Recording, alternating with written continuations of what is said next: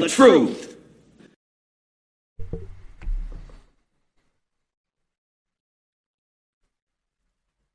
Good morning, everybody. Happy Veterans Day. Happy Veterans Day, man.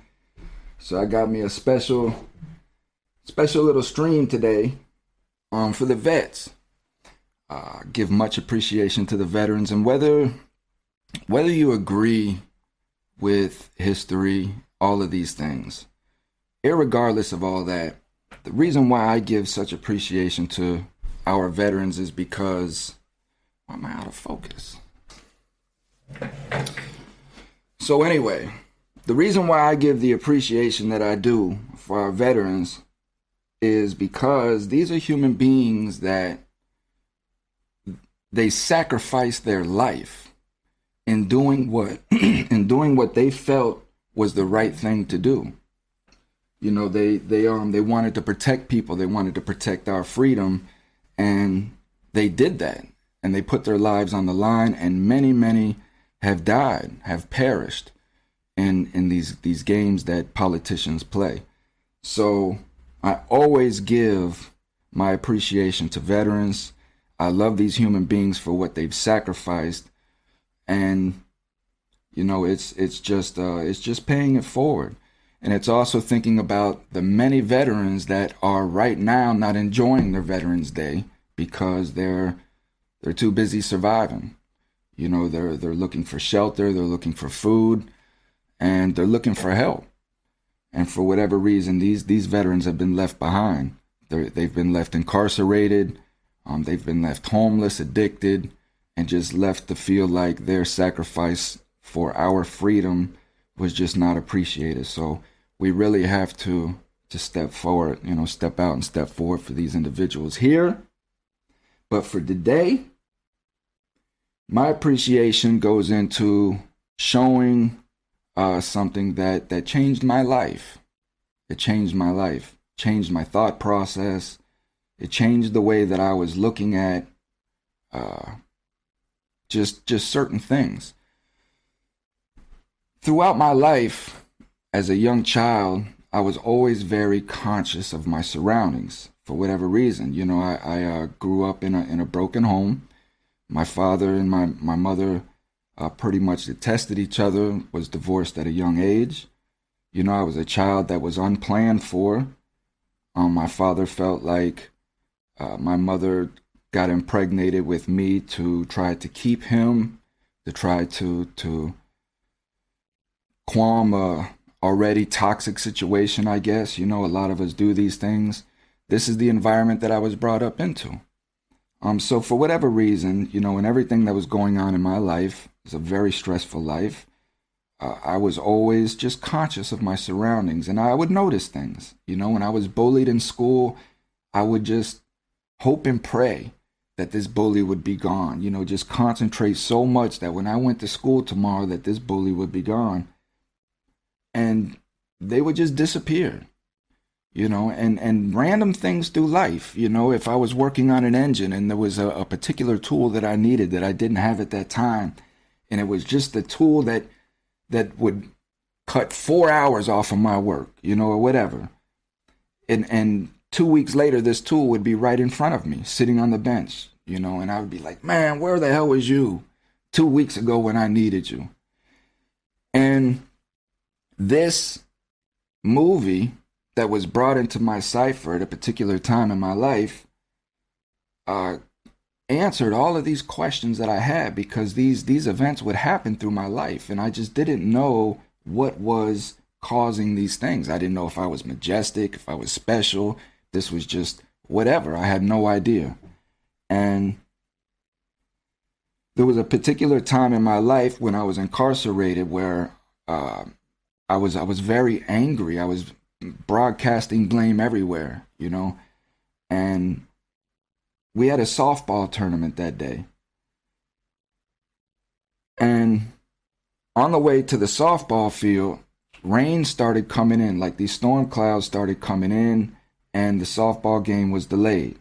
Good morning, my brother. Good morning, Mr. Larry Smith. Free the innocent, free the medically frail, free the over-sentenced, no question. So on this particular day, somebody came to me and they were showing this video in psychology, and I've never really been to psychology. And at this particular time, I wasn't trying to hear anything about self-help, self-empowerment, anything of that nature.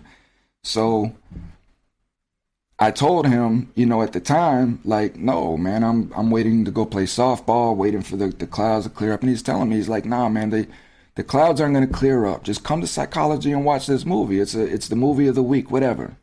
So I asked him what the movie is. He said, The Secret. So I'm like, The Secret? What the hell is that about? He's like, man, I don't know. Let's just go watch it. We got some popcorn. We saw, candy. We're all going to just go hang out in psychology and watch this movie. So I'm like, you know what? All right, cool. So I get changed, get dressed, go to psychology, and we line up and start watching this movie. And it changed everything for me, because right out of the gate, it hit me right in the gut. Like, man, this is The Secret for real, because this is stuff that I've been experiencing my whole life that I thought I was just weird and I would never share with nobody. And I really didn't even know how to express it. And so when they titled this The Secret, like this whole thing is just profound, so I urge my listeners, it is audio only, so just put in your earbuds, put it on your TV, let it resonate through the house. Even if you're not watching it, just let the good vibrations of these people who are expressing the truth of how life is supposed to be, how it all works, how it all coincides with one another, how we are just a network of human beings who are all connected. And we're destroying this network with stigma, judgment, all the uglies of ego and sin, and we have to recenter ourselves. So please just let this resonate through your house.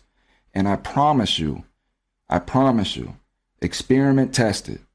Let this resonate through your house and feel the energy and the vibration of how your house is, the uplifting, because everything is vibrations. And this is going to be an hour and a half of just good, positive, high-spirited motivation that will inspire you. So good morning, Ms. Deidre. Happy Veterans Day. Happy Veterans Day. So let me go ahead and get into the video. Like I say, you guys just let it play. Let it resonate through your house. I will be listening to it myself. So any questions that you may have about what they're speaking about or how it implies, please just drop a note. I'll be in tune. I'll be here, and I can just pop in, bloop, and we could chat. So, without further ado, please enjoy something that drastically changed my life.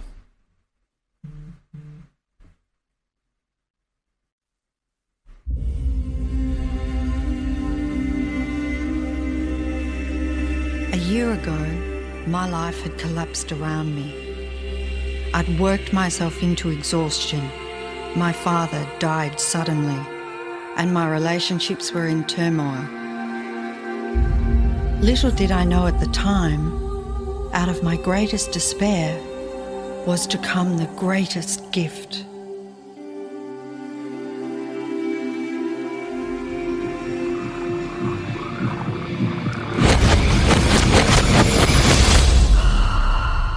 I'd been given a glimpse of a great secret.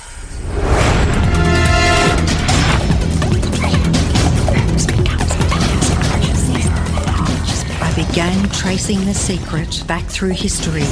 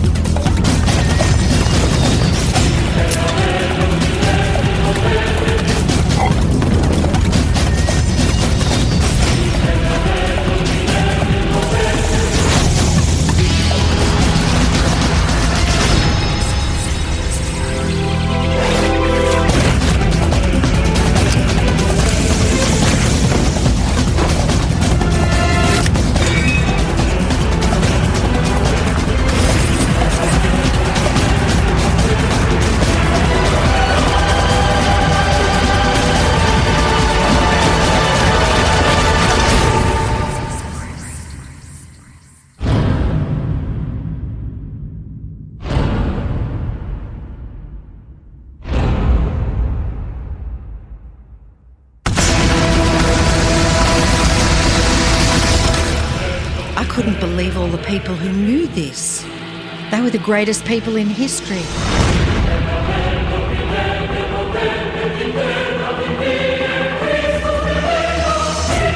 Why doesn't anyone know this? All I wanted to do was share the secret with the world. I began searching for people alive today who know the secret. One by one, they began to emerge.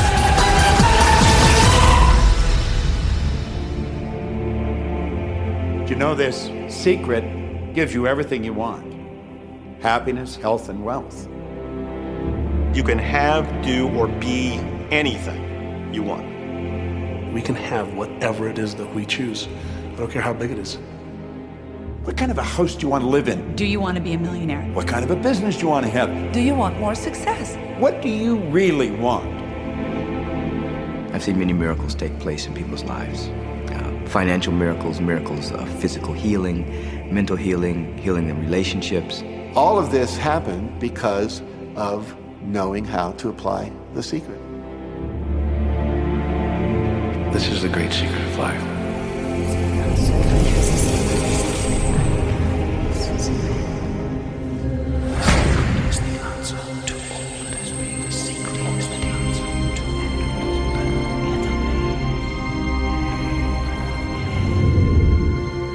You've probably been sitting there wondering, what is the secret?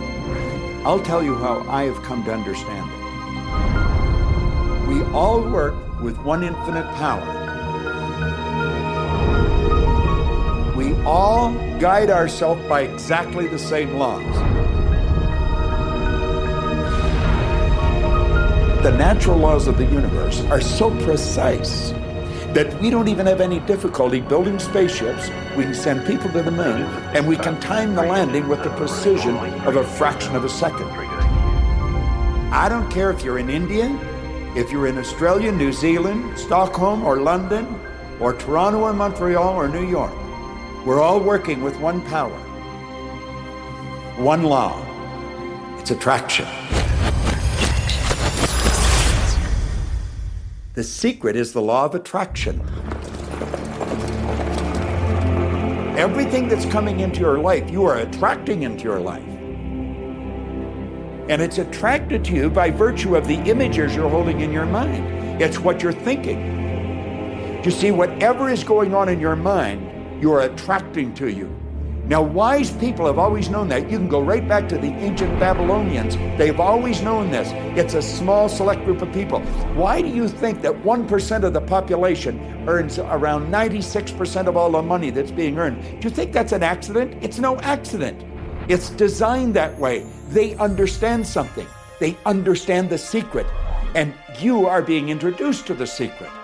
The simplest way for me to look at the law of attraction is if I think of myself as a magnet, and I know that a magnet will attract to it. Very basically put, the law of attraction says that like attracts like, but we're really talking at a level of thought. Our job as humans is to hold on to the thoughts of what we want, make it absolute clear in our minds what we want, and from that we start to invoke one of the greatest laws in the universe, and that's the law of attraction. You become what you think about most, but you also attract what you think about most. If you see it in here, you're going to hold it here. And that principle can be summed up in 3 simple words. Thoughts become things. What most people don't understand is a thought has a frequency. Every thought has a frequency. We can measure a thought. And so if you're thinking that thought over and over and over again, or if you're imagining in your mind, okay, having that brand new car, having the money that you need, building that company, finding your soulmate, if you imagine what that looks like, you're emitting that frequency on a consistent basis. Thoughts are sending out that magnetic signal that is drawing the parallel back to you. See yourself living in abundance, and you will attract it. It always works. It works every time with every person. Here's the problem. Most people are thinking about what they don't want, and they're wondering why it shows up over and over and over again. The law of attraction doesn't care whether you perceive something to be good or bad, or whether you don't want it or whether you do want it. It's responding to your thoughts. So if you're sitting there looking at a mountain of debt, feeling terrible about it, that's the signal you're putting out to the universe. Wow, I feel really bad because of all this debt I've got. You're just affirming it to yourself. You feel it on every level of your being. That's what you're going to get more of. The law of attraction is really obedient. When you think of the things that you want and you focus on them with all of your intention, the law of attraction will give you what you want every time. When you focus on the things that you don't want, I don't want to be late, I don't want to be late, you really are calling that into existence. The law of attraction doesn't hear that you don't want it, and so it's going to show up over and over and over again. The law of attraction is not biased to wants or don't wants. It manifests the things that you're thinking of. The law of attraction is always working. Whether you believe it or understand it or not, it's always working. It's working as much as you're thinking. Anytime your thoughts are flowing, the law of attraction is operational. When you're thinking about the past, present, or the future, the law of attraction is working. It's an ongoing process. You don't press pause, you don't press stop. It is forever in action, as your thoughts are.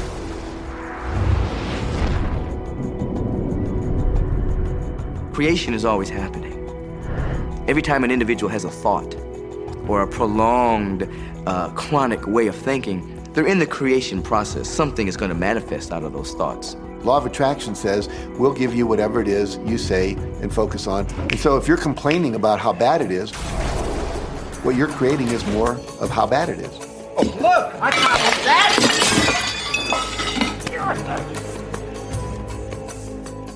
I had a student named Robert. Robert was a gay man, and he was taking an online course I have, part of which entails email access to me. And he outlined all of the grim realities of his life. In his job, all the people ganged up on him. And it was constantly stressful because of how nasty they were with him. When he walked down the street, he said every block he was accosted by homophobic people who wanted to abuse him in some way. He was wanting to become a stand-up comedian. And when he went out and did a stand-up comedy job, everybody heckled him about being gay. And his whole life was one of a lot of unhappiness and misery, and it all focused around this idea of being attacked because he was gay. I began to teach him that he was focusing on what he did not want. I directed him back to his email that he sent me and said, read it again. Look at all the things you do not want that you're telling me about. And I can tell you're very passionate about this. When you focus on something with a lot of passion, it makes it happen even faster. And then he really started taking this thing about focusing on what you want to heart. And he began really trying. What happened within the next 6 to 8 weeks was absolutely a miracle. He said that all the people in his office that had been harassing him either transferred to another department, quit working at the company, or started totally leaving him alone, and he began to love his job. He noticed that when he was walking down the street that nobody came up to him and harassed him anymore. They just weren't there. I'm a very, very gay man. When he went and did his stand-up comedy routines, he started getting standing ovations and nobody was heckling him.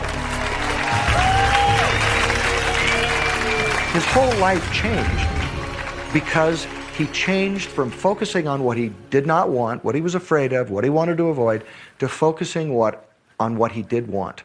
So we may be very positive in our outlook and orientation, and we tend to attract positive people and positive events and circumstances. We may be very negative in our orientation or very angry, in which case we tend to attract negative, angry people and negative, angry circumstances. And so you end up attracting to you the predominant thoughts that you're holding in your awareness, whether those thoughts are conscious or whether they're unconscious. That's the rub. If you look very carefully, when it comes to the secret and the power of our mind, and the power of our intention in our daily lives, it's all around us. All we got to do is open our eyes and look. You can see law of attraction everywhere.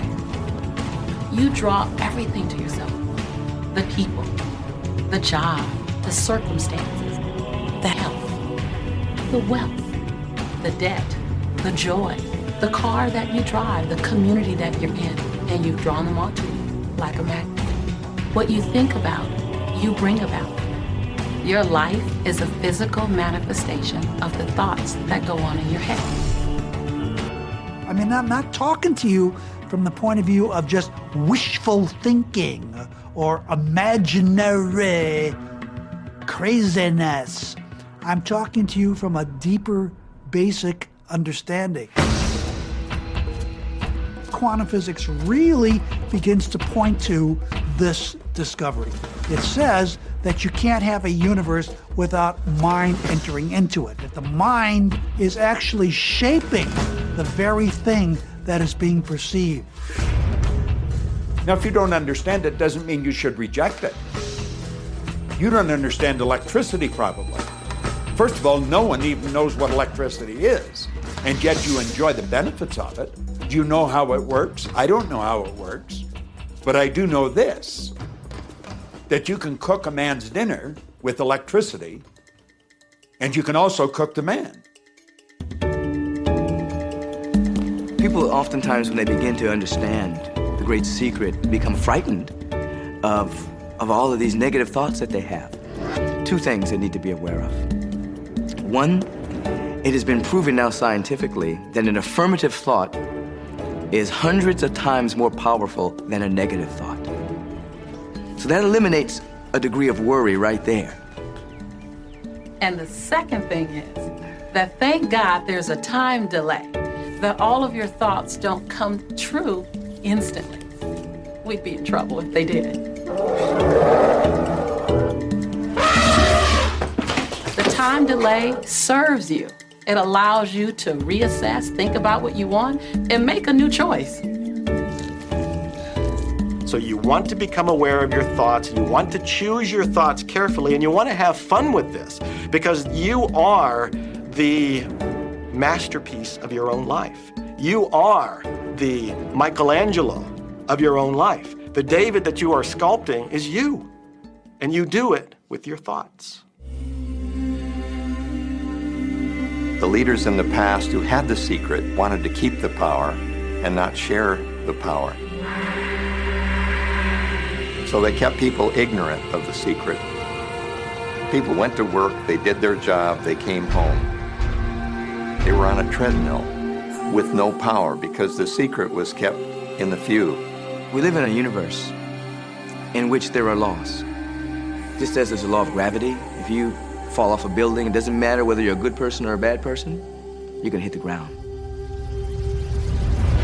Everything that's around you right now in your life, including the things you're complaining about, you've attracted.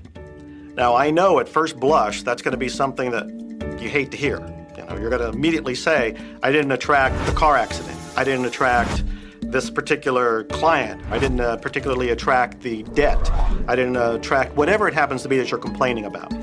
And I'm here to be a little bit in your face and to say, yes, you did attract it. And this is one of the hardest concepts to get. But once you've accepted it, it's life transforming. This is part of the overall giant secret here. And most of us attract by default. We just think that we don't have any control over it. Our thoughts are on autopilot, our feelings are on autopilot, and so everything is just brought to us by default. Now, if this is your first time to hear this, it may feel like, oh, I have to now monitor my thoughts. This is going to be a lot of work. It will seem like that at first, but that's where the fun begins. It's impossible to monitor every thought we have. Researchers tell us that we have about 60,000 thoughts a day. Can you imagine how exhausted you feel trying to control all of those thoughts? Fortunately, there's an easier way, and it's our feelings. Our feelings let us know what it is that we're thinking. So your thoughts cause your feelings. The emotions are this incredible gift that we have to let us know what we're attracting. Think about your feelings. You have good feelings and you have bad feelings. And you know the difference between the two because one makes you feel good and the other makes you feel bad. It's the depression, it's the guilt, it's the resentment, the anger. It's those feelings. They don't make you feel empowered. Those are the bad feelings. On another level, it's called bad frequency or bad vibes or whatever you want to call it. The flip side to that is that you have good emotions, good feelings, and you know when they come because they make you feel good. Excitement, joy, gratitude, love. Imagine if we can feel that way every day. When you celebrate the good feelings, you'll draw to you more good feelings and things that make you feel good. So it's really so simple. It's right there. The answer is, what am I attracting right now? Well, how do you feel? I feel good. Well, good. Keep doing that. Our feelings are a feedback mechanism to us about whether we're on track or not, whether we're on course or off course. If you're feeling good, then you're creating a future that's on track with what you're desiring. If you're feeling bad, you're creating a future that's off track with your desires. As you go about your day, the law of attraction is working in every second. Everything we think, everything we're feeling is creating our future. If you're worried, if you're in fear, then that's bringing more of that into your life throughout the day.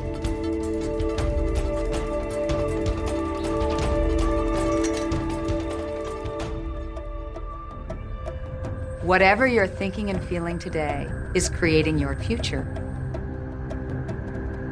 And you're getting exactly what you're feeling about, not so much what you're thinking about. That's why people, if they stub their toe out of bed, they tend to spiral.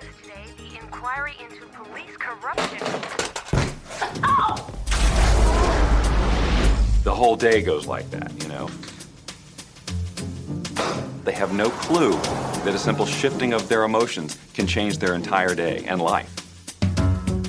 If you start out having a good day and you're in that particular happy feeling, as long as you don't allow something to change your mood, you're going to continue to attract, by the law of attraction, more situations, circumstances, people that sustain that happy feeling. Good days, bad days, rich get richer, poor get poorer. It's all about what these people are predominantly and continually feeling.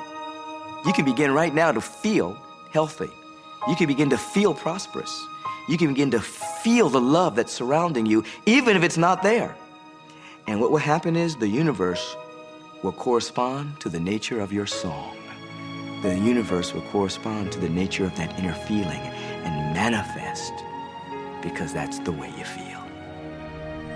Your thoughts and your feelings create your life. It'll always be that way, guaranteed. So basically what you focus on with thought and feeling is what you attract into your experience, whether or not it's something you want. It's hard to swallow, but when we can begin to open ourselves up to that, the ramifications are awesome. It means that whatever thought has done in your life, it can be undone through a shift in your awareness. You create your own universe as you go along. It's really important that you feel good, because this feeling good is what goes out as a signal into the universe and starts to attract more of itself to you. So the more you can feel good, the more you will attract the things that help you feel good and are to keep bringing you up higher and higher. When you're feeling down, do you know that you can change it like that? Put on a beautiful piece of music. Start singing. That'll change your emotion. Or think of something beautiful. Think of a baby. Maybe one you love. And dwell on it. Really keep that thought in your mind. Block everything out but that thought. I guarantee you'll start to feel good. This principle applies to your family pet, for instance, which I believe are wonderful because they put you in a great emotional state. When you feel love for your pet, that's a great state of love that's going to bring goodness into your life. What a gift that is. Once you begin to understand and truly master your thoughts and feelings, that's when you see how you create your own reality. That's where your freedom is. That's where all your power is. That's when you see how you can become a deliberate creator of your life. And when you are a deliberate creator of your life and you use this law of attraction, you will have a life that is beyond what you can possibly imagine right now. Since I learned the secret and started applying it to my life has truly become magical. I think the kind of life that everybody dreams of, and I live on a day-to-day basis. I live in a $4.5 million mansion. I have a wife to die for. I get to vacation in all the fabulous spots of the world. I've climbed mountains, I've explored, I've been on safari. And all of this happened and continues to happen because of knowing how to apply the secret. Life can be absolutely phenomenal, and it should be, and it will be, when you start using the secret. To the aspiration spirit world, intense is the ground.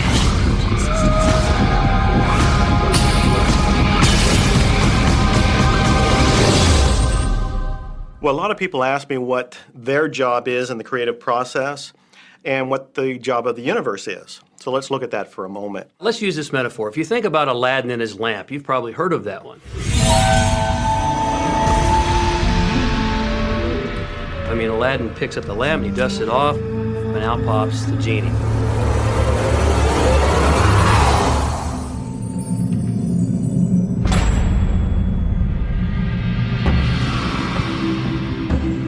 And the genie always says one thing. Your wish is my command. If you trace the story back to its origins, we now think that there's 3 wishes, but if you trace the story back to its origins, there's absolutely no limit whatsoever to the wishes. Think about that one. Now, let's take this metaphor and blow it out and apply it to you and your life. Remember, Aladdin is the one who always asks for what he wants. Then you've got the universe at large, which is this grand genie, and traditions, have called it so many different things. Your holy guardian angel, your higher self. I mean, we could put any label on it, and you choose the one that works best for you. But every tradition has told us there's something bigger than us. And the genie always says one thing. Your wish is my command. There is a creative process, a 3-step process, and it's been around for 2,000 years. The first step is to ask. Make a command to the universe. Let the universe know what you want. The universe responds to your thoughts.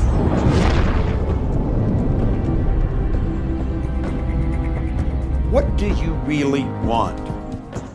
Sit down and write it out on a piece of paper. Write it in the present tense. You might begin by writing, I am so happy and grateful now that, and then explain how you want your life to be in every area. And this is really fun. This is like having the universe as your catalog, and you flip through it and you go, well, I'd like to have this experience, and I'd like to have that product, and I'd like to have a person like that.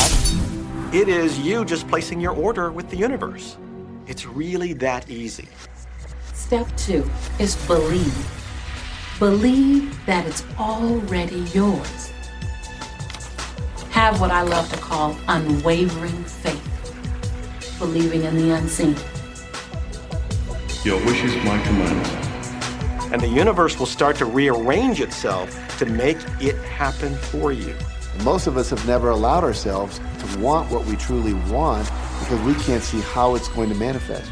If you do just a little research, it is going to become evident to you that anyone that ever accomplished anything did not know how they were going to do it. They only knew they were going to do it. You don't need to know how it's going to come about. You don't need to know how the universe will rearrange itself. You don't know how. It'll be shown to you. You will attract the way. Most of the time when we don't see the things that we've requested, we get frustrated, we get disappointed, and we begin to become doubtful. The doubt brings about a feeling of disappointment. Recognize that feeling and replace it with a feeling of unwavering faith. I know, like I know, like I know that it's on its way. Step 3, and the final step in the process, is to receive. Begin to feel wonderful about it. Feel the way you will feel once it arrives. Feel it now. And in this process, it's important to feel good, to be happy, because when you're feeling good, you're putting yourself in the frequency of what it is that you're wanting. This is a feeling universe. So if you just intellectually believe something, but you have no corresponding feeling underneath that, you don't necessarily have enough power to manifest what you want in your life. You have to feel it.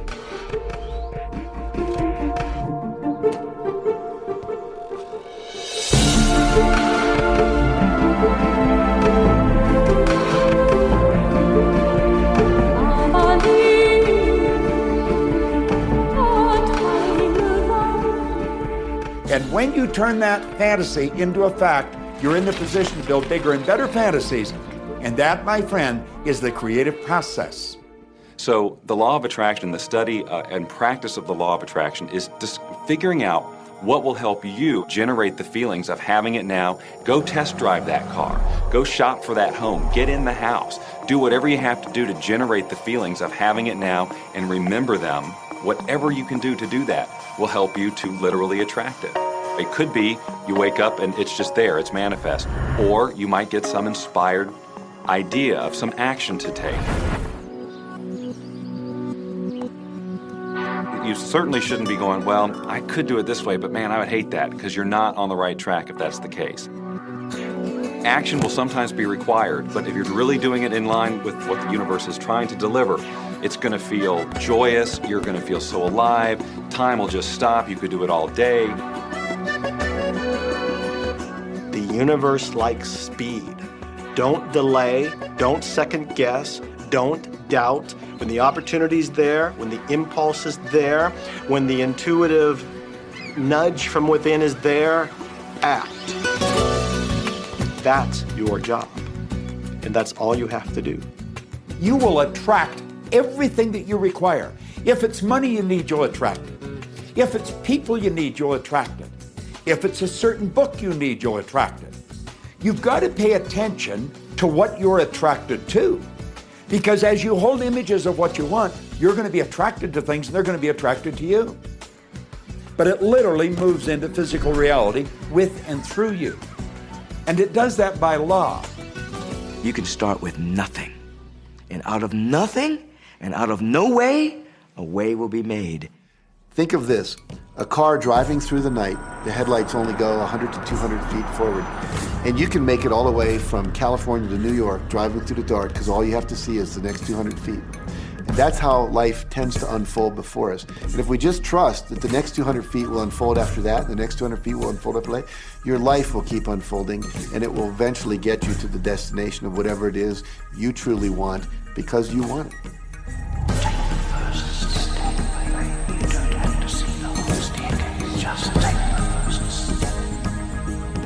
Well, another thing people wonder about is how long is this going to take?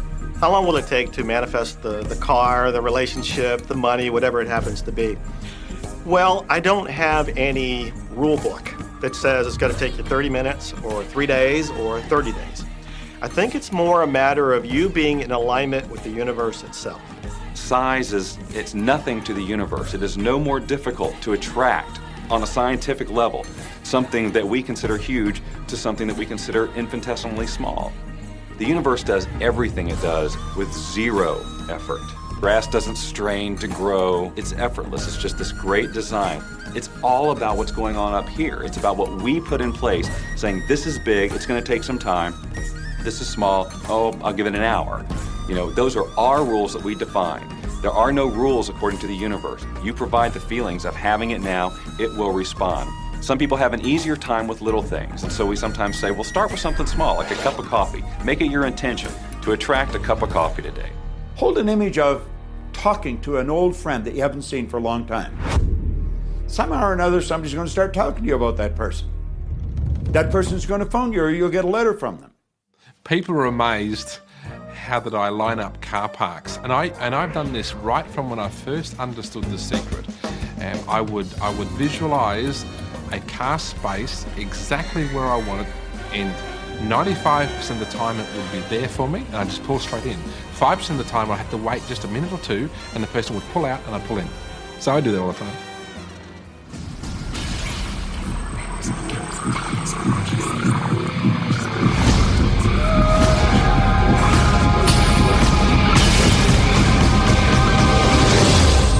A lot of people feel stuck or in prison or confined by their current circumstances.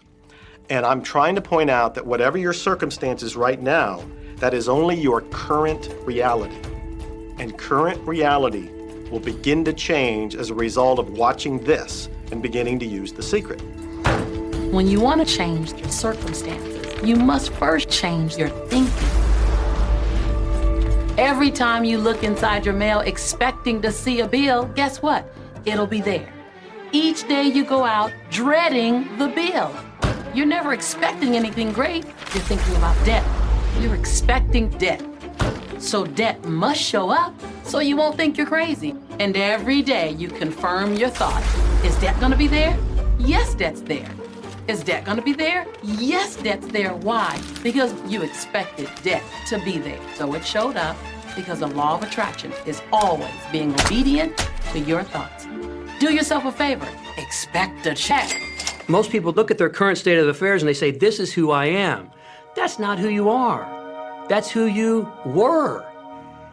You see, if you look at your current state of affairs right now, let's say, for instance, that you don't have a lot of money in your bank account, or you don't have the relationship that you want, or your health and fitness isn't up to par. That's not who you are. That's the residual outcome of your past thoughts and actions. So we're constantly living in this residual, if you will, of the thoughts and the actions we've taken in the past. When you look at your current state of affairs and define yourself by that, then you doom yourself to have nothing more than the same in the future. All that we are is the result of what we have thought. Okay, what can you do right now to begin to turn your life around? I'll tell you 2 or 3 things. Start making a list of things to be grateful for. Start with that, because this shifts your energy. It starts to shift your thinking. Where before this exercise, you might be focusing on what you don't have, and you might be focusing on your complaints, and you might be focusing on whatever the problems are. When you do this exercise, you start to go in a different direction. You start to be grateful for all the things that you feel good about. Gratitude is absolutely the way to bring more into your life. Every man knows that when his wife's appreciating him for the little things he does, what does he want to do? He wants to do more. It's always about appreciation. It pulls things in. It attracts support. I've said for many years that whatever we think about and thank about, we bring about. Because that's that feeling that you have to have, you know. And so for me, it's been such a powerful exercise every morning to get up and say thank you. Every morning when my feet hit the floor, thank you. And then I start running through what I'm grateful for as I'm going to brush my teeth and do the things I do in the morning. And I'm not just thinking about them and doing some rote routine, but I'm putting it out there and I'm feeling the feelings of gratitude. Because as soon as you start to feel differently about what you already have, you will start to attract more of the good things, more of the things you can be grateful for. Because you can look around and say, well, look, I don't have the car I want, I don't have the house I want, I don't have the health I want, I don't have the spouse I want. Well, back up, back up. Those are all the things you don't want. Focus on what you already have that you're grateful for. And it might be you have the eyes to watch this. It might be the clothes that you have. Yes, you might prefer something else, and you might get something else pretty soon if you start feeling grateful for what you have. I think everybody goes through times when they say, oh man, things aren't working right, or things are going bad, and there were some things going on in my family, and I found a rock. I was just sitting here holding this rock. You might see me carrying around. I found a rock. I stuck it in my pocket, and I said, you know what? Every time I touch this rock, I'm going to think of something that I'm grateful for. And so every morning when I get up in the morning, I pick it up off the dresser, I put it in my pocket, and I go through the things that I'm grateful for. At night, what do? You empty your pocket, and there it is again. And I've had some different experiences with that. I've had some amazing experiences. I had a guy from South Africa, and he saw me drop it. He said, what is that? Well, what's that? I explained it to him, so he started calling it a gratitude rock. Gratitude rock. 2 weeks later, I got an email from him, from South Africa. And he said, my son is dying from a rare disease. It's a type of hepatitis. He said, would you send me 3 gratitude rocks? Now, they're just rocks I found off the street, you know? So I said, sure. I had to make sure that the rocks were very special. And so I went out to the stream, looked, picked out the right rocks, and sent them off to him. 4 or 5 months later, I get an email from him that my son's better, he's doing terrific, And he said, but you need to know something. He says, we've sold over 1,000 rocks at $10 a piece as gratitude rocks, and we've raised all this money for charity. Thank you very much. And so it's very important to be in an attitude of gratitude, as I call it. Another thing that I would suggest that you do right now to turn your life around, and this is so huge that I can't find the words to describe just how powerful this can be for you.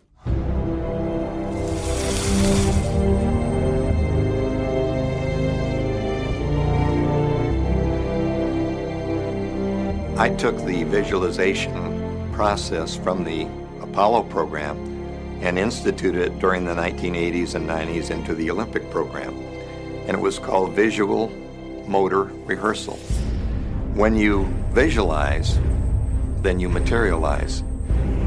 And the interesting thing about the mind is we took Olympic athletes and then hooked them up to sophisticated biofeedback equipment and had them run their event only in their mind.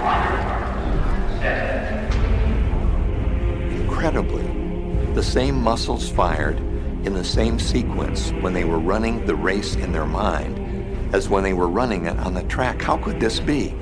Because the mind can't distinguish whether you're really doing it or whether it's just a practice. I think if you've been there in the mind, you'll go there in the body. When you're visualizing, when you've got that picture playing out in your mind, always and only dwell upon the end result.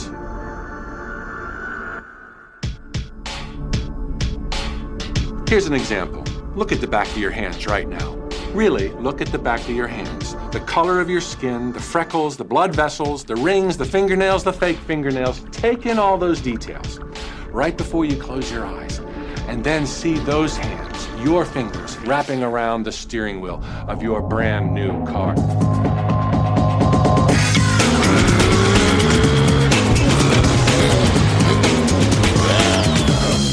This is such a holographic experience, so real in this moment, that you don't even feel like you need the car because it feels like you already have it. It's the feeling that really creates the attraction, not just the picture or the thought. And I think for a lot of people, they think, well, if I think positive thoughts, or if I visualize having what I want, that'll be enough.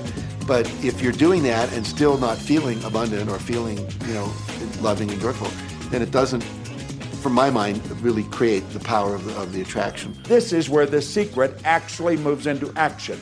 You put yourself in the feeling place of really being in that car, not, oh, I wish I could get that car, or someday I'll have that car, because that's a very definite feeling associated with that. It's not in the now, it's not, it's in the future. If you stay in that feeling, it will always be in the future. Feel the joy, feel the happiness, no matter how silly it seems in that dark and quiet room, and you're going, woohoo, do it. A lot of people will say, come on, do I have to do that? How bad do you want change?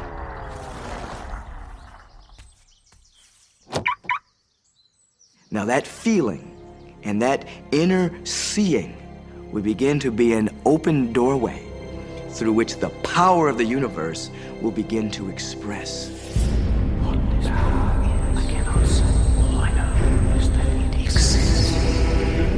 Our job is not to figure out the how. The how will show up out of the commitment and the belief in the what. The hows are the domain of the universe. It always knows the shortest, quickest, fastest, most harmonious way between you and your dream. If you turn it over to the universe, you will be surprised and dazzled by what is delivered to you. This is where magic and miracles happen. Well, I would say you want to do this virtually daily, but my disclaimer is this should never be a chore. What's really bottom line importance here to the whole secret is feeling good. You want to feel exhilarated by this whole process. You want to be high, happy, in tune as much as possible. The only difference between people who live in this way, who live in the magic of life, and those who don't, is that the people who live in the magic of life have habituated ways of being. They've made a habit of using the law of attraction, and magic happens with them wherever they go. Because they remember to use it. They use it all the time, not just as a one-time event. people hold that for a while, and they're really a champion at it. And they say, you know what, I'm fired up, I saw this program, and I'm going to change my life. And yet, results aren't showing, and beneath the surface, it's just about ready to break through. And someone will look at the surface results and go, this stuff doesn't work. And you know what? The universe says, your wish is my command. And it goes down. Knowing the law of attraction, I wanted to really put it to use and to see if it was, what would happen. And in 1995, I started to create something called a vision board, where I take something that I would want to achieve or something that I want to attract, like a car or a watch or the soulmate of my dreams, and I'd put a picture of what I wanted up on this board called the vision board. And every day I would sit in my office and I would look up at this board and I would start to visualize. I would really get into the state of having already acquired it. I was getting ready to move as we put all the furniture, all the boxes put into storage. And I made 3 different moves over a period of 5 years. And then I ended up in California and bought this house, renovated it for a year, and then had all the stuff brought from my former home 5 years earlier. One morning, about 7:30 in the morning, my son comes into my office, and one of the boxes that was sealed for 5 years was right at the doorstep. And my son, Keenan, was sitting on the box, banging away at the box. And I said, sweetheart, will you please stop? I'm doing some work here. And he says, what's in the boxes, Daddy? And I said, well, honey, those are my vision boards. What's a vision board? I said, well, it's where I put all my goals up. I cut them out and I put all my goals up as something that I want to achieve in my life. And of course, at 5.5 years old, he didn't understand it. So I said, sweetie, let me just show you, because that'll be the easiest way to do it. And so I cut the box open. And when I pulled up the vision boards, there was a picture on there of a home that I was visualizing 5 years earlier. And what was shocking to me was we were living in that house, not a house like it. I had bought my dream home, renovated it, and didn't even know it. But I looked at that house, I started to cry because I was just blown away. Why are you crying? Honey, I finally understand how the law of attraction works. I finally understand the power of visualization. I finally understand everything that I've read, everything that I've worked with my whole life, the way I've built companies. It worked for my home as well. And I bought our dream home and didn't even know it.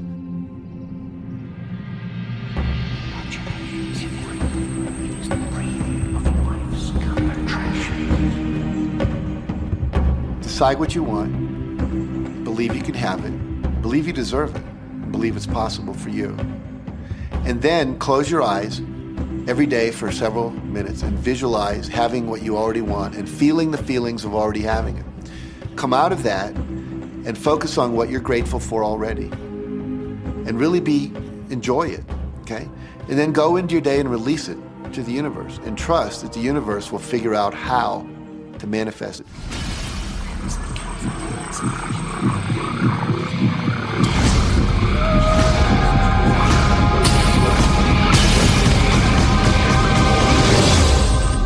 No, The Secret was definitely a real transformation for me because I grew up in a family where my dad was very negative, thought that rich people were people that had ripped everyone off, thought that anyone who had money, must have deceived somebody.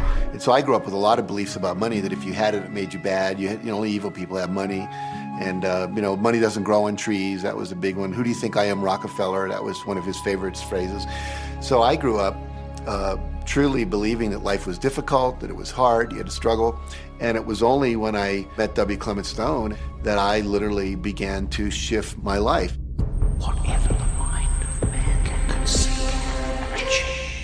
When I was working with Stone, he said, I want you to set a goal that's so big that if you achieved it, it would blow your mind. And you would know it's only because of what I've taught you that you would have achieved this goal. Well, at the time, I was making about $8,000 a year.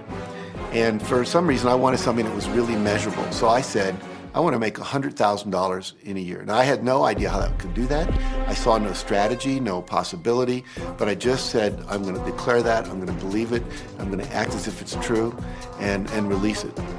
And so I did that. And one of the things he taught me was every day to close your eyes and visualize the goal as if it's already achieved. And I had actually made a $100,000 bill that I put on the ceiling. So the first thing I'd see when I woke up, I'd look up and there it was. It would remind me that this was my intention. And then I would close my eyes and visualize having this $100,000 a year lifestyle. And interestingly enough, nothing major happened for about 30 days. You know, I didn't have any great breakthrough ideas. No one was offering me more money. And all of a sudden, I was in the shower. It was about 4 weeks into it, and I had a $100,000 idea. It just came right into my head. I had a book I had written, and I said, if I could sell 400,000 copies of my book at a quarter each, that'd be $100,000. Now, the book was there, but I never had this thought. And one of the secrets, I think, is that when you have inspired thought, you have to trust it, and you have to act on it. Now, I didn't know how to do that. I didn't know how I was going to sell 400,000 copies. We'd never done that. And then I saw the National Enquirer at the supermarket. I had seen that millions of times, and it was just background. And all of a sudden, it jumped out of me as foreground, and I thought, wow, if readers knew about my book, certainly 400,000 people would go out and buy it. And about 6 weeks later, I gave a talk at Hunter College in New York to 600 teachers, and this lady comes up at the end and she says, "That was a great talk. I'd like to interview you. Let me give you my card." And I said, "Who do you write for?" I'm a freelancer, but I sell most of my stuff to the National Enquirer. You know, and I had this little theme from the Twilight Zone went off in my head. Na, na, na, na, na, na. You're like, whoa, this stuff's really working. So that article came out, and our book sales started to take off. But the point I want to make is that I was attracting into my life all these different events, including this person. And to make a long story short, I did not make $100,000 that year. We made $92,327. But do you think we were like depressed and going, this doesn't work? No, we were going, whoa, this is amazing. And so my wife said to me, wow, if it works for 100,000, you think it'd work for $1 million? And I said, I don't know, I think so, let's try it. My publisher actually wrote me a check as a royalty check for our first Chicken Soup for the Soul book.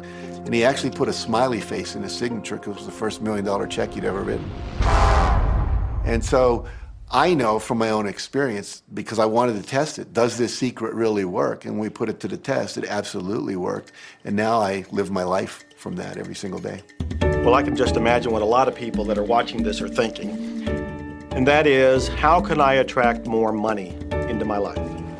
How can I get more of the green stuff? How can I get more wealth and prosperity? How can I, when I love my job, deal with the credit card debt that I have? And the realization that maybe there's a ceiling on the money that can come in because it's coming to me through my job. How can I bring in more? Intended. This goes back to one of the things we've been talking about throughout the whole secret. Your job is to declare what you would like to have from the catalog of the universe. Well, if cash is one of them, say how much you would like to have. I would like to have $25,000 unexpected income within the next 30 days. Or whatever it happens to be. It should be believable for you. Most people have a goal of getting out of debt. That'll keep you in debt forever. Whatever you're thinking about, you will attract. You'll say, but it's get out of debt. I don't care if it's get out or get in. If you're thinking debt, you're attracting debt. Set up an automatic debt repayment program and then start to focus on prosperity. So many times people say to me, well, I'd like to double my income in the next year. But then you look at their actions and they're not doing the things that are going to make that happen. And they'll turn right around and go, well, I can't afford that. Okay, guess what? Your wish is my command. When you focus on lack and scarcity and what you don't have, you fuss about it with your family, you discuss it with your friends, you tell your children that you don't have enough, we don't have enough for that, we can't afford that. Well, guess what? You'll never be able to afford it because you begin to attract more of what you don't have. If you want abundance, if you want prosperity, then focus on abundance. Focus on prosperity. When I first understood the secret, I was getting bills every day. I'd get a bunch of bills in the mail, and I thought, how do I turn this around? The law of attraction states that what you focus on, you will get. So I got a bank statement. I whited out the total and I put a new total in there. I put exactly how much I wanted to see in the bank. So I thought, what if I just visualize checks coming in the mail? So I just visualize a bunch of checks coming in the mail. Within just 1 month, things started to change. And it is amazing. Today, I just get checks in the mail. I get a few bills, but I get more checks than bills. I grew up on you have to work hard for money, you have to work hard for money. And so I replaced that with money comes easily and frequently. Now in the beginning, it feels like a lie. right? There was a part of your brain that will say, oh, you liar, it's hard. So you have to know it's this little tennis match that will go on for a while.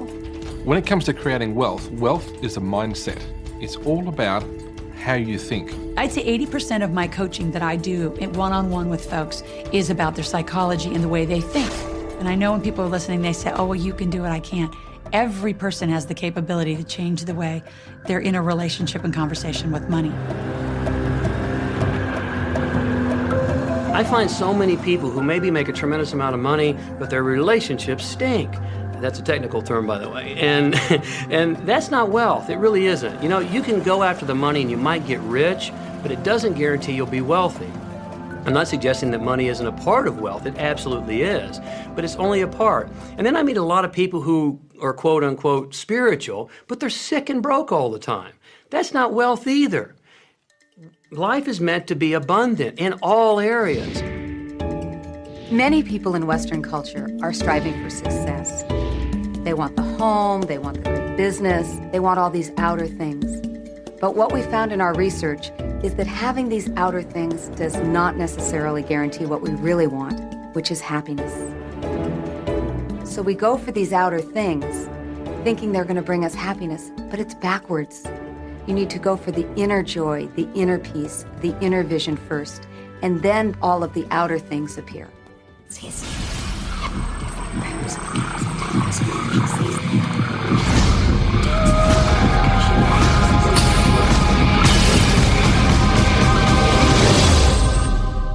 The secret means for me actually that we are creators of our universe, and that every wish of what we want to create will manifest in our life.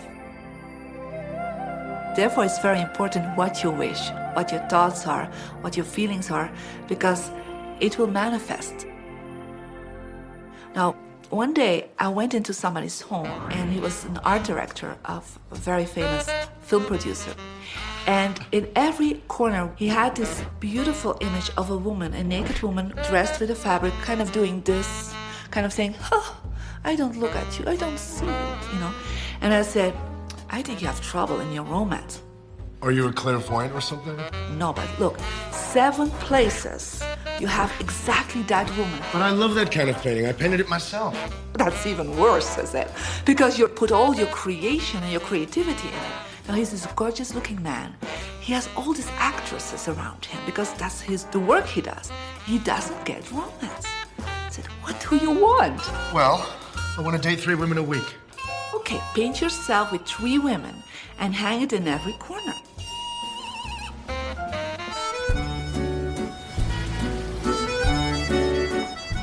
Six months later, I see him in Europe and said, how is your love life? Great. They just call me. They all want to date me. Because that's your wish. Now I have like 3 dates a week. They're fighting over me. Good on you.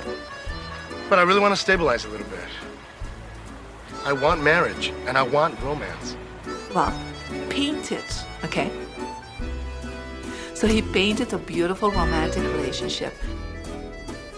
And a year later, he got married and is very happy. Because he put another wish out. But he wished it in himself for years, but it did not happen. Because his wish could not manifest because the outer level of himself, his house, was just contradicting himself all the time. So if you know this knowledge, you should start playing with it. Inside relationships, it's important to first understand who's coming into the relationship, and not your partner, but to understand yourself. How can you ever expect anyone else to enjoy your company if you don't enjoy your own company? And so, again, the law of attraction, or the secret, is about bringing that into your life, and you've got to get really, really clear. Here's the question I would ask you to consider. Do you treat yourself the way that you want other people to treat you? You become the solution for you. Don't now you owe me and you need to give me more. Instead, give more to yourself. Take time off to give to yourself, in a sense, to fill yourself up to fullness, to where now you can overflow in giving. I got into many relationships expecting my partner to show me my beauty because I didn't see my own beauty. See, when I was growing up, my heroes or my sheroes were the Bionic Woman, Wonder Woman, or Charlie's Angels. And while they're wonderful, they didn't look like me. It wasn't until I fell in love with Lisa, my mocha skin, my full lips, my round hips, my curly hair. It wasn't until that moment that I fell in love with me that the rest of the world was able to fall in love with me as well. There's something so magnificent about you. I have been studying me for 44 years. I want to kiss myself because you're going to get to love yourself. I'm not talking about conceit. I'm talking about a healthy respect for yourself. And as you love yourself, you'll love others. In relationships, we're so used to complaining about other people. My coworkers are so difficult to work with. My husband makes me so mad. Children are so lazy. It's always focusing on the other person. But for relationships to really work, we need to focus on what we appreciate about the other person, not what we're complaining about. When we're complaining about those things, we're only getting more of those things.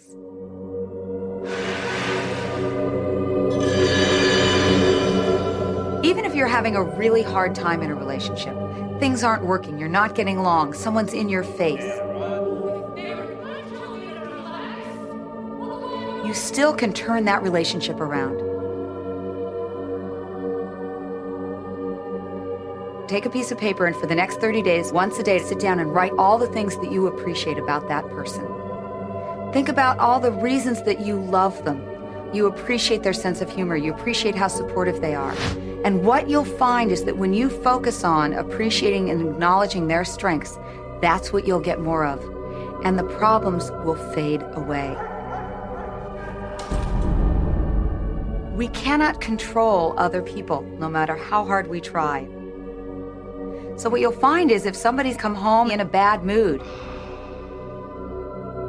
and you're actually in a good mood, you'll find yourself in a different place from them in that moment. We create our own happiness through the law of attraction. Oftentimes, you give others the opportunity to create your happiness. And many times, they fail to create it the way you want it. Why? Because only one person can be in charge of your joy, of your bliss, and that's you. So even as a parent, as a child, as a spouse, even the people closest to you, they do not have the control to create your happiness. Your joy lies within you.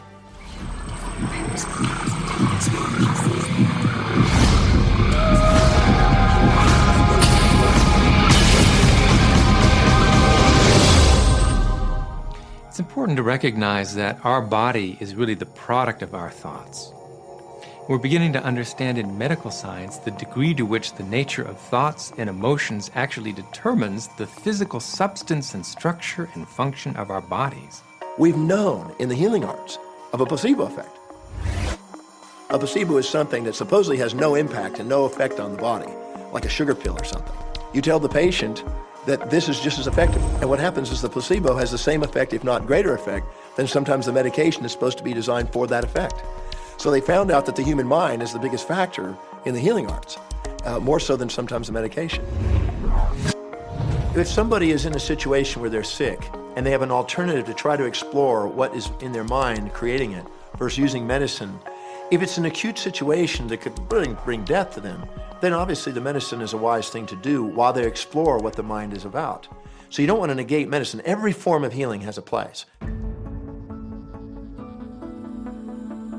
The universe is a masterpiece of abundance, good health, and well-being. When you open yourself up to feel the abundance of the universe, you'll experience the wonder, the joy, the bliss. You'll experience all the great things that the universe has for you. Good health, good wealth, good nature. When you shut yourself off with negative thoughts, you'll feel the discomfort, you'll feel the aches, you'll feel the pain. You'll feel as if every day is painful to get through. You know people who have had terminal disease. Stop and think of the word dis-ease. Hyphenate the word. That's a body that's not at ease. We've got 1,000 different diagnoses and disease out there. They're just the weak link. They're all the result of one thing, stress. And you put enough stress on the chain, you put enough stress on the system, and one of the links breaks. Our physiology creates disease to give us feedback, to let us know we have an imbalanced perspective and we're not loving and we're not grateful. So the body's signs and symptoms are not something terrible. The question that's frequently asked is when a person has manifested a disease in their body temple or some kind of discomfort in their life, through the power of right thinking, can it be turned around? And the answer is absolutely yes. On November 23rd, I was diagnosed with breast cancer. I truly believed in my heart, with my strong faith, that I was already healed. During the day, all day long, I would just say, thank you for my healing. On and on and on I went, thank you for my healing. I believed in my heart I was healed. I saw myself as if cancer was never in my body. One of the things I did to heal myself was to watch very funny movies. That's all we would do, is just laugh, laugh, laugh. We couldn't afford to put any stress in my life because we knew stress was one of the worst things you can do while you're trying to heal yourself. From the time I was diagnosed, which was November 23rd, to the time I was healed totally was approximately 3 months. And that's without radiation and chemotherapy. Well, we come with a basic program. It's called self-healing. You get a wound, it grows back together. You get a bacterial infection, the immune system comes and takes care of those bacteria and heals it up. The immune system is made to heal itself. Dis-ease cannot live in a body that's in a healthy emotional state. Your body is casting off millions of cells every second, and it's creating millions of new cells. In fact, literally, parts of our body are replaced every day. Other parts take a few months, other parts a couple of years. But within a few years, we have a brand new physical body. If you have a disease and you're focusing on it and you're talking to people about it, you're going to create more disease cells. See yourself living in a perfectly healthy body. Let the doctor look after the disease. You have two people, both stricken with something. But one chooses to focus on joy. They choose to live in possibility. They choose to live in hopefulness. They focus on all the reasons why they should be joyful and grateful. Then you have the second person. Same diagnosis, but they choose to focus on the dis-ease. They focus on the pain. They focus on the woe is me. When a person is completely focused on what's wrong and their symptoms, they will perpetuate it. The healing will not occur until they shift their attention from being sick to being well, because that's the law of attraction. Happier thoughts lead to essentially a happier biochemistry, a happier, healthier body. Negative thoughts, stress, has been shown to seriously degrade the body and the functioning of the brain, because it's our thoughts and emotions that are continuously reassembling, reorganizing, recreating our body. Remove physiological stress from the body, and the body does what it was designed to do. It heals itself. I've seen kidneys regenerated. I've seen cancer dissolved. I've seen eyesight improve and come back. I always say that incurable means curable from within. You can change your life and you can heal yourself.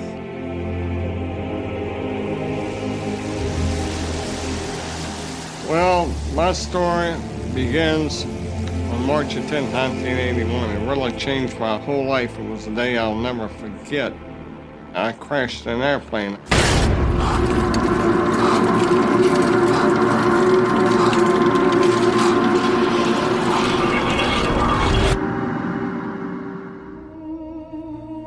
I ended up in the hospital completely paralyzed. My spinal cord was crushed. I broke the first and second cervical vertebrae. My swallowing reflex was destroyed. I couldn't eat or drink. My diaphragm was destroyed. I couldn't breathe. All I could do was blink my eyes. The doctor, of course, said all my life I'd be a vegetable. All I'd do is blink my eyes, the rest of my life. That's the picture they saw of me, but it didn't matter what they thought. The main thing was what I thought.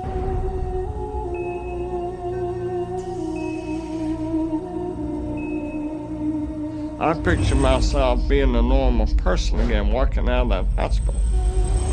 The only thing I had to work with in the hospital was my mind. As long as you have your mind, you can put things back together again. I was hooked to a respirator, and they said I'd never breathe on my own again because my diaphragm was destroyed. But this little voice kept saying to me, breathe deep, breathe deep.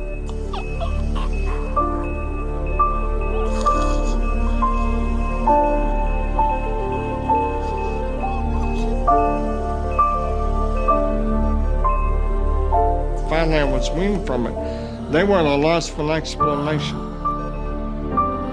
See, I could not afford to allow anything to come in my mind that would distract me from my goal and from my vision.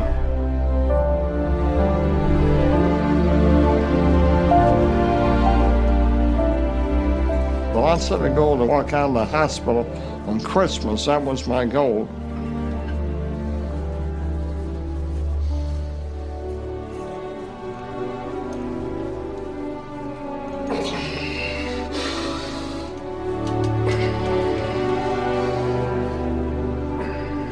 Months later, I walked out of the hospital on my own 2 feet. They said it couldn't be done. That's a day I will never forget.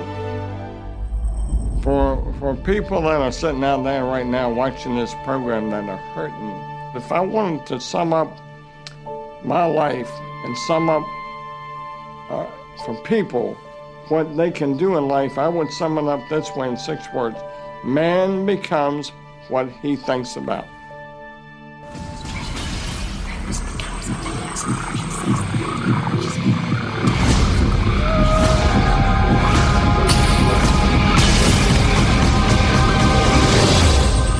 People have a tendency to look at the things that they want and say, yes, I like that. I want that. However, they look at the things that they don't want and they give just as much energy, if not more energy, with the idea that they can stamp it out. They can eliminate it, obliterate it. In our society, we've become content with fighting against cancer, fighting against poverty, fighting against drugs, fighting against terrorism, fighting against violence. We tend to fight everything we don't want. Anything we focus on, we do create. So if we're really angry, for instance, at a war that's going on, or strife, or suffering, we're adding our energy to it. We're pushing ourselves, and all that only creates resistance. The reason that what you resist persists is because if you're resisting something, you're saying, no, I don't want this thing because it makes me feel this way, the way I'm feeling right now. So you're just putting out this really strong emotion of, wow, I really don't like this feeling, and it's there, and it just comes racing towards you. You know, the anti-war movement creates more war. The anti-drug movement has actually created more drugs because we're focusing on what we don't want, drugs. How much sense does it make for us to give the problem all of the energy, as opposed to focusing on trust, love, living in abundance, education, peace? Mother Teresa was brilliant. She said, I will never attend an anti-war rally. If you have a peace rally, invite me. You know, she knew. She understood the secret. I mean, look what she manifested in the world. So if you're anti-war, be pro-peace. If you're anti-hunger, be pro-people having more than enough to eat. If you're anti a particular politician, be pro his opponent. Often elections are tipped in the favor of the person that people are really against because he's getting all the energy and all the focus. You want to focus on what you want, not what you don't want. It's okay to notice what you don't want because that gives you contrast to say, well, this is what I do want.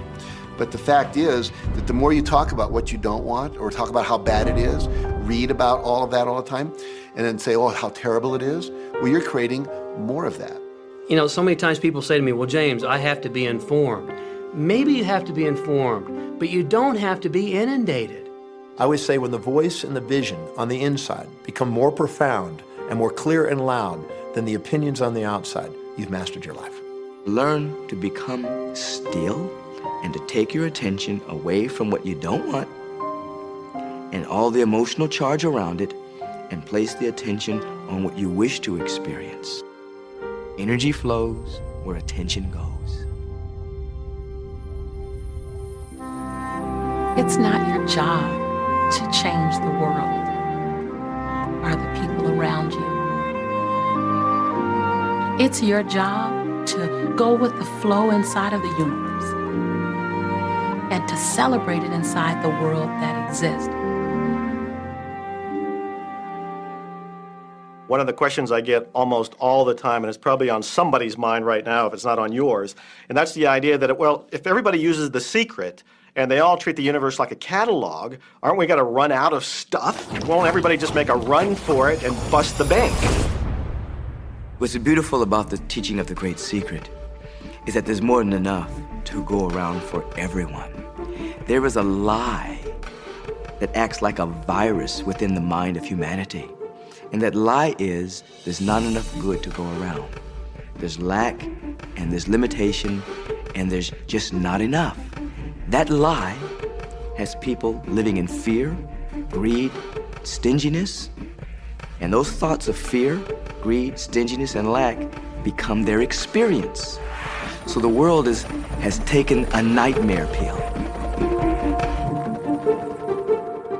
Now the truth is, there's more than enough good to go around. There's more than enough creative ideas. There's more than enough power. There's more than enough love. There's more than enough joy. All of this begins to come through a mind that is aware of its own infinite nature. Every great teacher who's ever walked the planet has told us that life was meant to be abundant.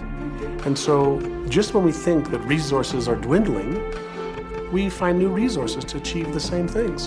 And so even though we say we have lack, it's because we don't open up our vision and see all of what's around us. You know, when everybody starts to live from their heart and go for what they want, they don't go for the same things. That's the beauty of this. We don't all want BMWs. We don't all want the same person. We don't all want the same experiences. We don't all want the same clothing. We don't all want fill in the blank. There's enough for everyone. If you believe it, if you can see it, if you act from it, it will show up for you. That's the truth.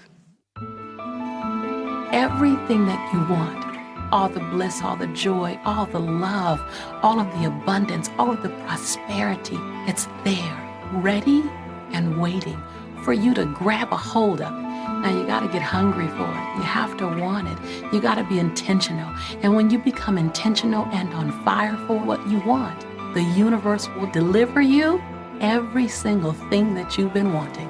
Recognize the beautiful and wonderful things around you and bless and praise them. And on the other side, the things that aren't currently working the way you want them to work, don't spend your energy faulting or complaining.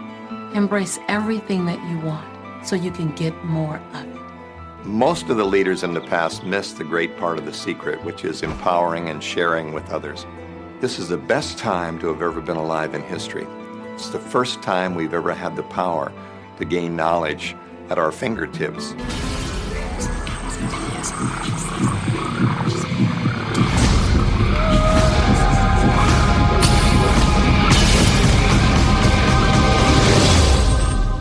When we look around us, even at our own bodies, what we see is the tip of the iceberg.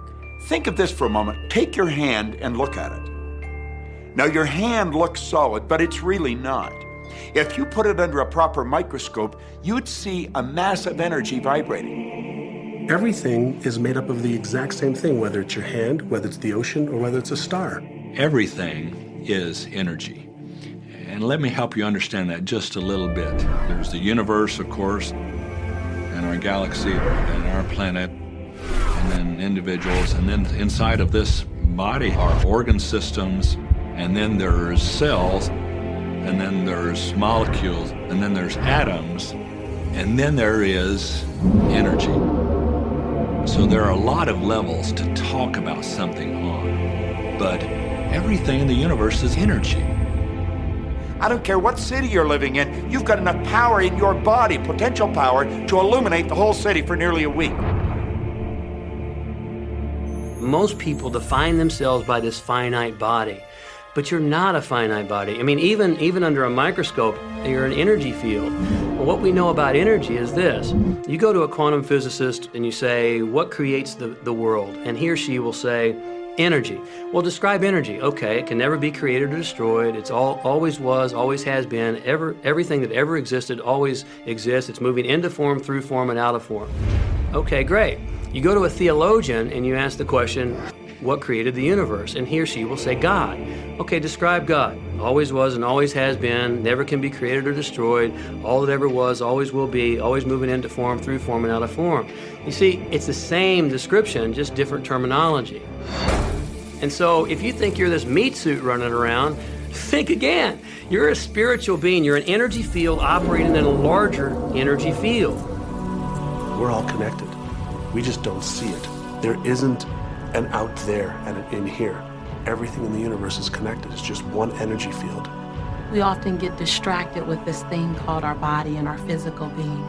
That just holds your spirit. And your spirit is so big, it fills a room. You are eternal life. You're source energy. You are God manifested in human form, made to perfection. Scripturally, we could say that we are the image and the likeness of God. We could say we are another way that the universe is becoming conscious of itself. We could say that we are the infinite field of unfolding possibility. All of that would be true. Every great tradition has told you that you were created in the image and the likeness of the creative source. That means that you have God potential and power to create your world, and you are. You are.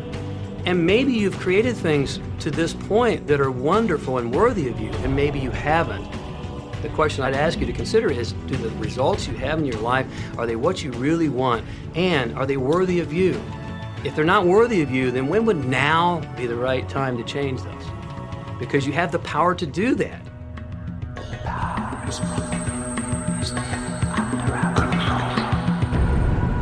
You know, a lot of people feel like they're victims in life, and they'll often point to past events, perhaps growing up with an abusive parent or in a dysfunctional family. And I would add as a parenthesis here that most psychologists believe that about 85% of families are dysfunctional. So it's like all of a sudden you're not so unique.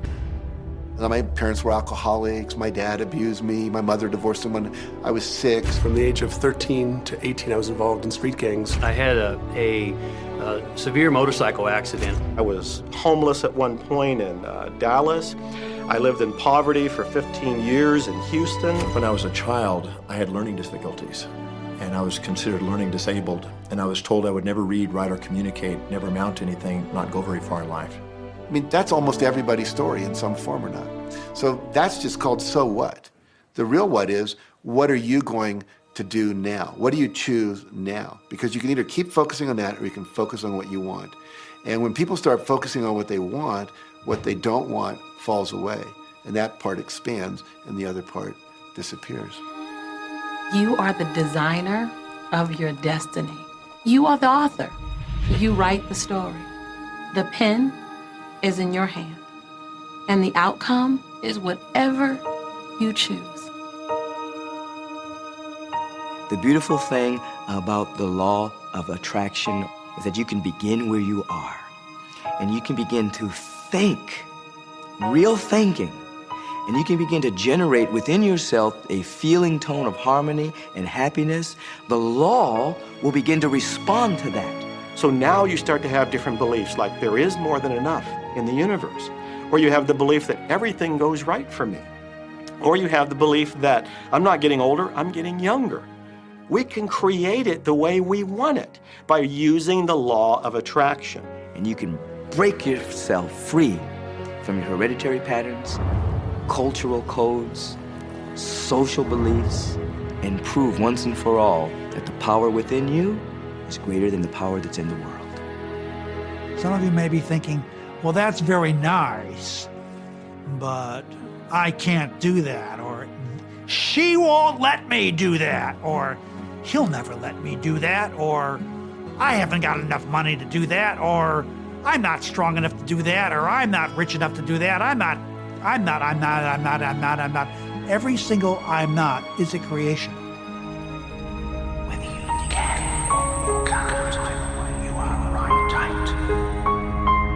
Are there any limits to this? Absolutely not.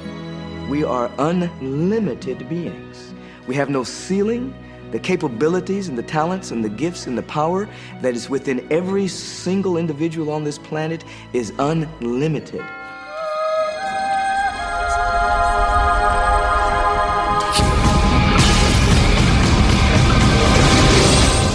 There is no blackboard in the sky on which God has written your purpose, your mission in life. There's no blackboard in the sky that says Neil Donald Walsh, a handsome guy who lived in the first part of the 21st century, who, colon, then there's a blank, you know, and all I have to do to really understand what I'm doing here, why I'm here, is to find that blackboard and find out what God really has in mind for me. But the blackboard doesn't exist. So your purpose is what you say it is. Your mission is the mission you give yourself. Your life will be what you create it as, and no one will stand in judgment of it now or ever. It took a lot of years for me to get this, because I grew up very much with this idea that, you know, there was something I was supposed to do, and if I wasn't doing it, I was like, God wouldn't be happy with me, you know? When I really got that my primary aim was to feel and experience joy, then I began to do only those things which brought me joy. We have a saying, you know, if it ain't fun, don't do it, you know? Joy, love, freedom, happiness, laughter. That's what it is.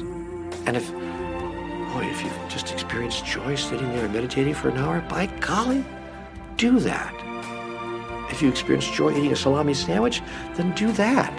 When I pet my cat, I'm in a state of joy. When I walk in nature, I'm in a state of joy. So I want to constantly put myself in that state. And when I do that, then all I have to do is have the intention of what I want, and what I want manifest. So inner happiness actually is the fuel of success. Anything that makes you feel good is always going to be drawing in more. You are listening to this right now. It's you that drew this into your life. It's your choice whether you want to take it and utilize it. If it feels good, if it doesn't feel good, then you know, let it go. Find something that feels good, that resonates with your heart.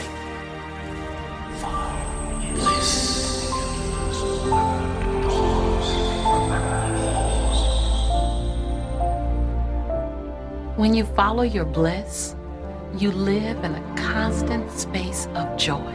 You open yourself up to the abundance of the universe. You're excited to share your life with those you love. And your excitement, your passion, your bliss, it becomes contagious. And that's what I'm doing almost all the time, is I'm following my excitement, I'm following my passion, I'm following my enthusiasm, and I'm doing it throughout Joe's day. Enjoy life with us, because life is phenomenal. It's a magnificent trip.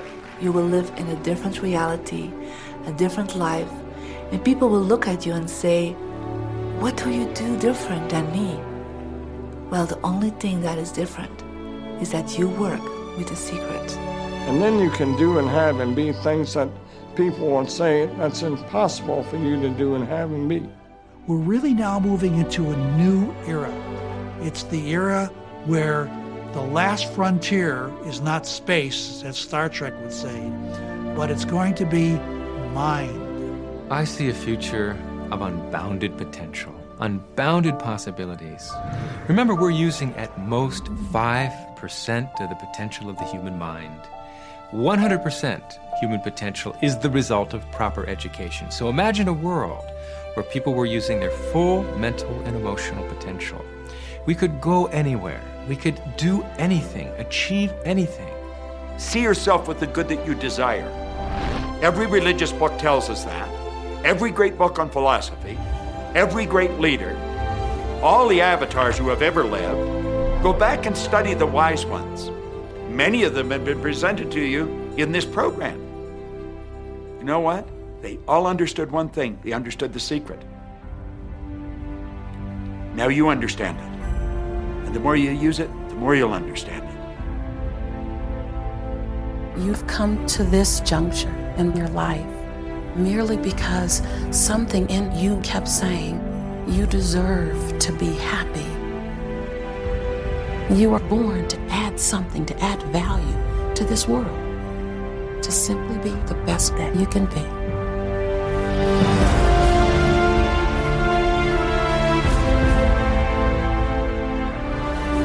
Every single thing you've been through, every single moment that you've come through, were to all prepare you for this moment right now.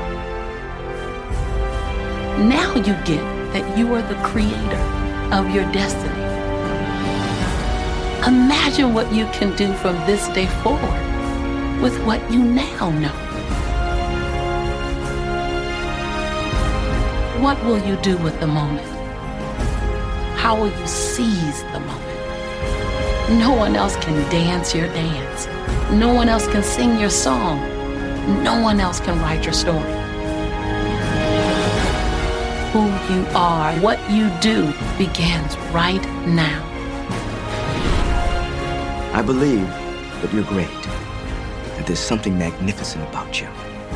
Regardless of what has happened to you in your life, regardless of how young or how old you think you might be, the moment you begin to think properly, there's something that is within you, there's power within you that's greater than the world, it will begin to emerge. It will take over your life. It will feed you. It will clothe you. It will guide you, protect you, direct you, sustain your very existence if you let it. Now that is what I know for sure.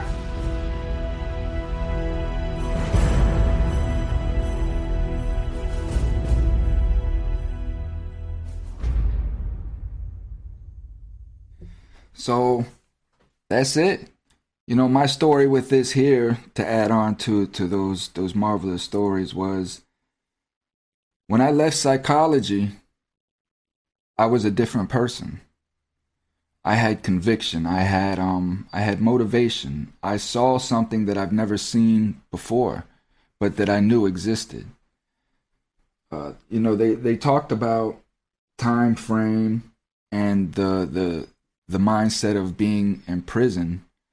And that, watching The Secret and leaving psychology that day, it freed me.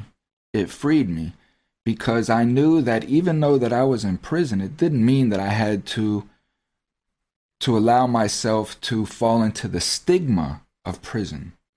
You could be anywhere in the world, it doesn't matter. But you put yourself in any kind of environment by our thoughts. I mean, this stuff was so true. This stuff was so true. And when I started understanding that prison was just a mindset, you know, everything changed. Everything changed for me. So I just didn't believe I was going to be in prison for the length of time that I was. And I prepared myself for my early release, whether it was going to be parole. I had no idea how it was going to come. I just knew that I wasn't going to spend all of that time in prison that was sentenced to me. And that when the time was right for me to go home, the gates would open. I knew it. I just knew it in my bones. And I just kept myself out of trouble as much as I possibly could. And just changed my direction. Started changing who I was associating with, where I was spending my time at, and everything changed. Everything changed for me. I started looking at prison as a monastery, and I started understanding that people pay millions of dollars for what I had, which was time for self, time for healing. I was plucked from the world, from the responsibilities of the world, and I was put in the womb of society to try to understand why I was doing the things that I was doing. And these people explained it to a T, because we all experience it. We all broadcast blame, because when we accept blame, it's sometimes it's a hard thing to deal with.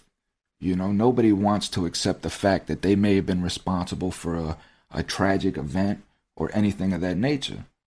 But the truth is the truth. And this is why I am who I am today. And I try to speak as much conviction and truth and honesty as I possibly can. I try to stay as positive as I can. I try to know the triggers around me that trigger negativity, all the way down to my thought. It's not the action, it's the thought. You know, it's the pureness of thought.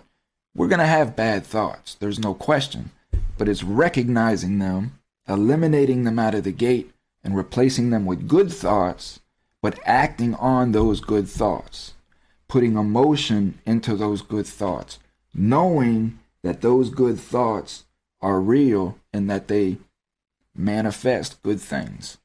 So walking in that, talking in that, thinking in that, it just changed everything for me. This is why I say I'll never go back to crime, because I understand what crime is.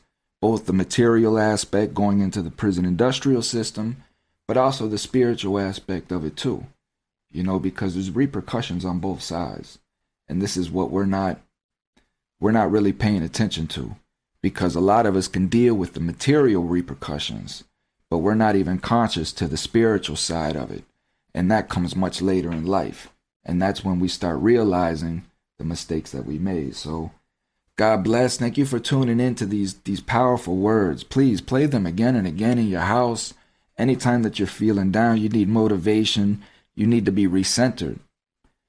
Play these words and believe in them. I'm speaking conviction of them. For those that know me personally, they know that I'm not crazy. I don't believe in majestic things, you know, but I am speaking of my experiences in life. I have been a very, very bad person, and I'm making that transition into a very, very good person. And not many people can do that. So please tune in and stay positive, man. Stay positive, stay filled with love. Pass the message, pass it forward. Be kind, be strong, and you can always come here for a hug, man. Thomas Freeman. We out. Thank you for tuning in.